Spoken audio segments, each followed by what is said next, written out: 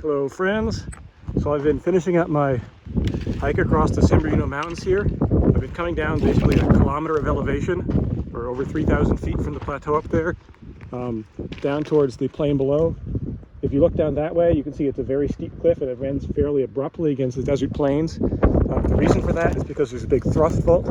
The north frontal thrust system of the San Bernardino mountains, which is a complicated system of thrust faults, which are basically like a south dipping ramps.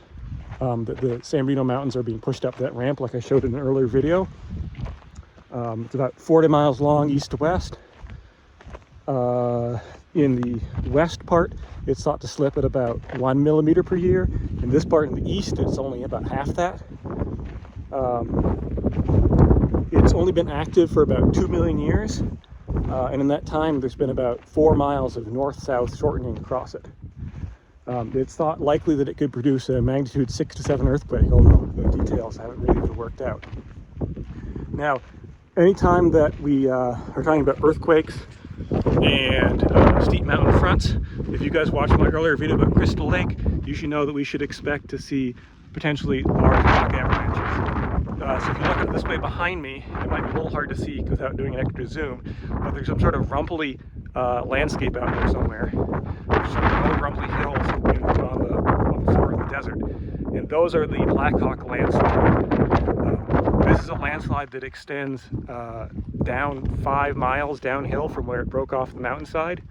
Back behind me, well, the ways behind me, and it's 2 miles wide. And it's ranges from 100 feet thick to a couple hundred feet thick. So the total volume of that is something like 0.3 cubic kilometers. So it's actually smaller, although it's bigger in area than the Crystal Lake landslide. It's a little bit less in volume, but still a massive event. Based on the way it ran up over, if you really squint, you might be able to see the sort of gray, increasingly landscape, which is the Blackhawk. It comes up over some of the other hills here, which are actually remnants of older rock avalanches. By the way, it came up over some of those hills. It's been estimated that it was traveling between 170 and 270 miles per hour, which means it would have come from the mountain all the way down to there in just 80 seconds. So not really much time to run away if you saw one coming towards you. Now the landslide material itself, you can sort of see from here maybe that it's sort of a gray color in those lumpy hills out there, out that direction. It's made of the bird spring limestone. That's actually the same rock we have here in this marble quarry. They call it limestone, but it's really, in this area, it's been metamorphosed to a marble. So this is about 300 million years old. It's the remnants of a reef, a tropical reef basically, that was around back then. I mean, the whole world was generally somewhat warmer then, so lots of tropical stuff. I was just poking around through it, and in some places here it's got some cool minerals in it. Like this piece here has got some sort of green sparklies in there, which are the forsterite variety of olivine. The minerals you get metamorphosing marble at high temperature. In this case, I'm sure they're quarrying it just for use in for making cement. You burn the calcium carbonate that the marble is made out of, and you get calcium oxide, add water, and next thing you know, you're cracking into cement. I'm just about done here. The last little bit is to get down to that road out there you can see snaking across the plain. So my wife will be driving up that road in not too long, hopefully. So this is going to be the last post from the field, although I do have a lot more GoPro footage, which I'm going to release probably in weekly episodes. It'll be a little bit more highly edited. So one more thing before I go. I usually try not to get political, but I don't think funding for science it should be a bipartisan issue. You know, whether or not you're just curious about how the world works, or you want America to be number one and to be first in science and to remain first in science and innovation so our economy stays strong.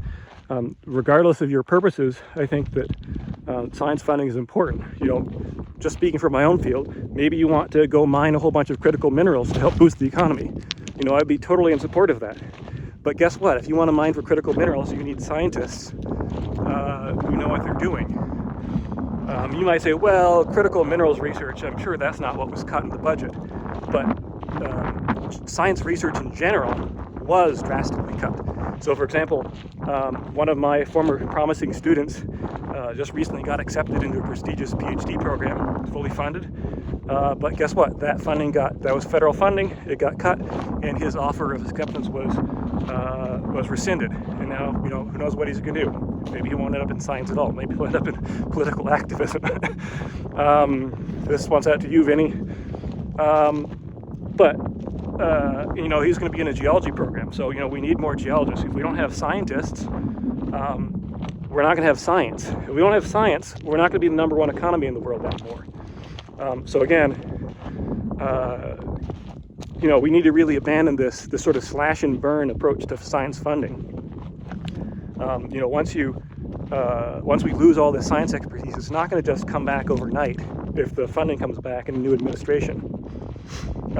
So, you know, I would encourage you to do what you can to support science. You know, maybe even write your congressperson, especially if they're, say, a Republican congressperson, since they're nominally supposed to be in charge of federal science funding, at least according to the Constitution.